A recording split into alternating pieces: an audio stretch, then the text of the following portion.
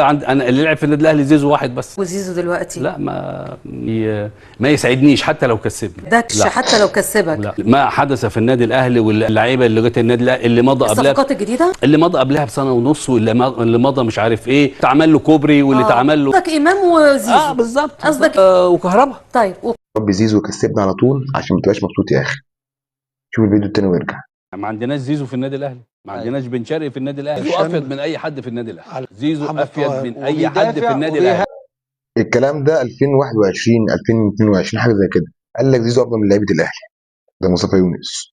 تمام، جبنا زيزو وجبنا بن شرقي اللي قال عليه مش عاجبه.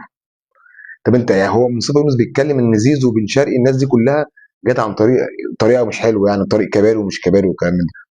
كباري انت المفروض تسقف لاداره الاهلي ان جاب من زيزو من افضل لعيبه مصر ببلاش، تقول مش مبسوط. انت عايز ايه يعني انت عايز ايه؟ مش فاهم انت بجد عايز ايه والله العظيم. يعني اخد 1,100,000 في السنه ولا اخد 10 مليون جنيه في السنه؟ ده انا ابيع ابويا وامي ما بيعش النادي الاهلي. ده انا ابيع ابويا وامي ما بيعش النادي الاهلي. شفت اهو ده اللي عايزه مصطفى يونس.